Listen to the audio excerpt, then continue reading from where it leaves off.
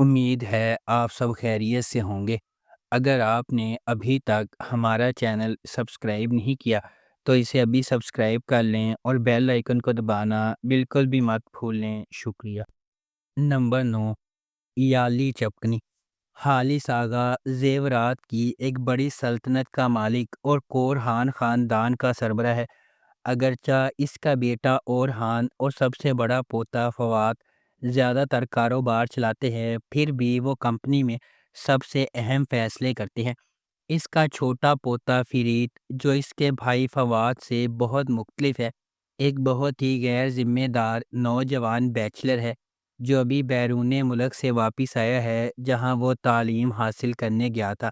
حالث فرید کی لاپرواہی کو مزید برداشت نہیں کر سکتا اور وہ اپنی بیوہ بہو افاقت پر پابندی لگاتا ہے کہ وہ اسے شادی کے لیے ایک اچھی لڑکی تلاش کر کے دے۔ یہ خبر کہ حالث آغا اپنے پوتے کے لیے دلہن کی تلاش میں ہے، نیلے رنگ سے غازیان ٹپ میں کاظم کی حویلی تک پہنچتی ہے۔ کاظم کے امیر ہونے کی واحد امید اس کی خوبصورت بیٹیاں سنا اور سیران ہیں۔ نمبر 8، پیاسا۔ جب سالی اکن، ایک طاقتور میڈیا ٹائکون، اپنے ایک چینل پر ایک گپ شپ رپورٹر احسن چیوک کے بستر پر مردہ پایا جاتا ہے تو ایک اسکینڈل پھوٹ پڑتا ہے جس سے ان کی اہلیہ کیریمن اور ان کے بچے پریشان ہو جاتے ہیں۔ برسوں بعد کیریمن ذہنی عدم استحکام میں پیچھے ہٹ جاتی ہے جبکہ احسن اپنی زندگی کو دوبارہ بنانے کے لیے جدوجہد کر رہی ہے۔ سالی کا بیٹا کینان ایک نشہ آور اداکار کے طور پر ابھرتا ہے، شہرت اور خوشی کو ترجیح دیتا ہے جب تک کہ وہ ساحلی قصبے کی ہیڈ سکارف والی گرل منور سے نہیں ملتا۔ اپنی کینسر زدہ ماں اور بہن بھائیوں کے نگران کے طور پر پرورش پانے والی منور ہچکچاتے ہوئے اپنے خاندان کے بوجھ کو کم کرنے کے لیے امیر اڈار کے ساتھ طے شدہ شادی پر راضی ہو جاتی ہے۔ مہندی کی رات کے دوران اس کی والدہ کی موت ہو جاتی ہے اور جب اڈار نے اس پر زبردستی کرنے کی کوشش کی تو منور احسن کی مدد سے استنبول بھاگ جاتی ہے۔ نمبر 7، زیمبیلی۔ سیریز میں دوستی اور بھائی چارے پر زور دینے کے ساتھ زیمبیلی نامی قصبے میں پیدا اور پرورش پانے والے 4 دوستوں کے میٹھے اور تلخ واقعات کو بتایا جائے گا۔ نمبر 6، جان بورجو۔ یہ سیریز محمد ایک کامیاب وکیل کی پیروی کرتا ہے جب وہ اپنی ماں کی موت کے بعد اپنی اجنبی بیٹی دعا سے دوبارہ رابطہ قائم کرنے کی کوشش کرتا ہے۔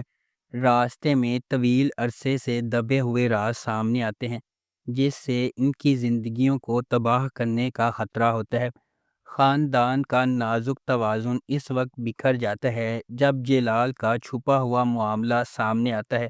ہنگامہ آرائی ہوتی ہے۔ دیر اثنا اس کی بیوی خاندان اپنے ارد گرد کے حال سے بے خبر تمام مشکلات کے خلاف خاندان کو اکٹھا رکھنے کے لیے لڑتی ہے۔ نمبر 5، صاحب سزلر۔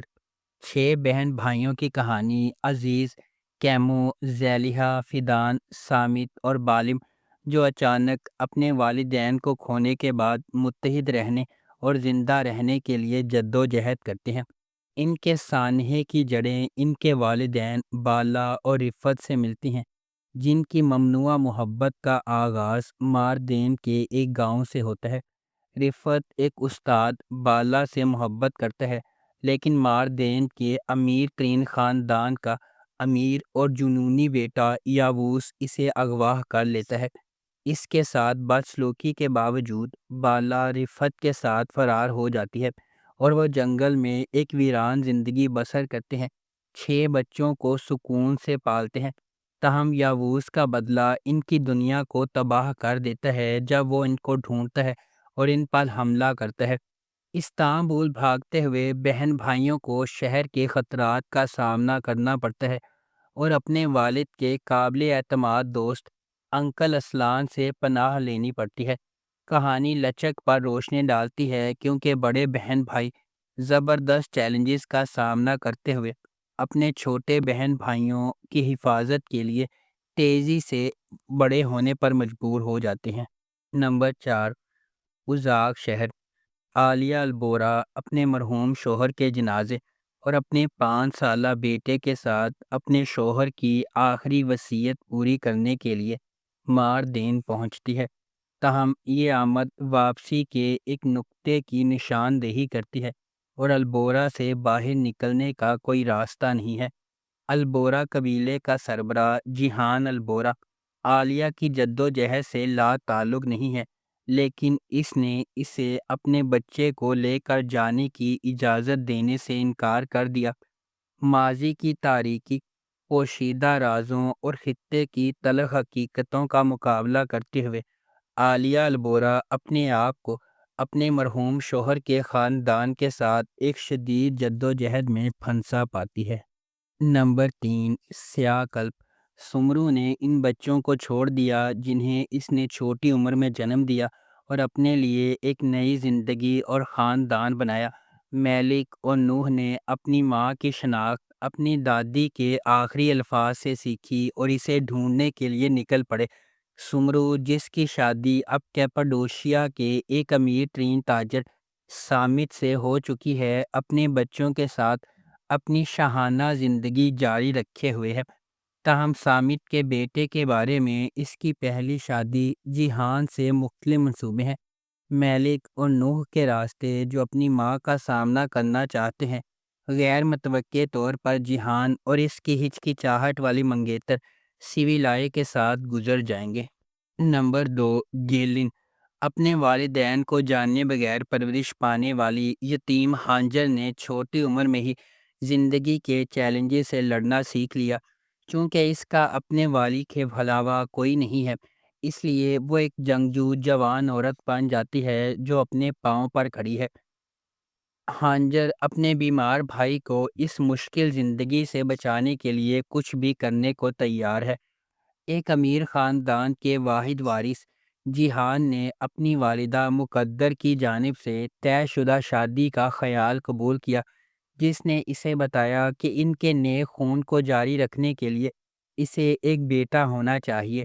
مقدر ہانجر کی خوبصورتی کی طرف متوجہ ہوتی ہے اور اسے اپنے بیٹے کے لیے موزوں پاتی ہے۔ اگرچہ اسے یہ خیال پسند نہیں ہے، ہانجر اپنے بچوں کے علاج کے اخراجات کو پورا کرنے کے لیے اس شادی کو قبول کرتی ہے۔ جب ہانجر نے جیہان سے شادی کی اور رازوں سے بھرے اس خاندان کی حویلی میں رہنا شروع کر دیا تو اس کی زندگی ہمیشہ کے لیے بدل جاتی ہے۔ ہانجر یہ جان کر حیران رہ جاتی ہے کہ جیہان کی سابق بیوی بیزا بھی حویلی میں رہتی ہے۔ نمبر 1، کیزل گونجا لار۔ کیزل گونجا لار مریم کی دل خراش کہانی سناتی ہے، جس کی شادی ایک اسلامی فرقے میں 14 سال کی عمر میں ہوئی تھی اور اب وہ اپنی بیٹی زینب کو شیخ کے پوتے کی دلہن جیسی قسمت سے دو چار ہونے سے روکنے کے لیے بہادری سے لڑ رہی ہے۔ اس کی بھابھی کی رہنمائی میں، جو فرقے کی ایک سابق رکن ہے، انہیں احساس ہوتا ہے کہ انہیں فرقے کے طاقتور چنگل سے زینب کو بچانے کے لیے بھاگنا چاہیے۔ ڈرتے ڈرتے اپنے منصوبوں کو اپنے ظالم شوہر سے چھپاتے ہوئے مریم کو پہلے سیکولر سائیکیٹرسٹ لیونٹ کے گھر میں دیکھ بھال کرنے والے کے طور پر پیسہ کمانا چاہیے، جو اس کی مدد کرنے پر راضی ہے۔ ان کے متصادم مذہبی اور ترقی پسند عقائد کے باوجود مریم اور لیونٹ جذباتی طور پر ایک ساتھ کھینچے جاتے ہیں، لیکن ان کی زندگی میں انتشار اور گہرا ہوتا جاتا ہے جب ان کی بیٹی کی شناخت سامنے آتی ہے۔ اگر آپ کو ہماری یہ ویڈیو پسند آئی ہے تو اسے لائک کریں، شیئر کریں اور ہمارے چینل کو سبسکرائب کرنا بالکل بھی مت بھولیں۔ آپ کا بہت بہت شکریہ۔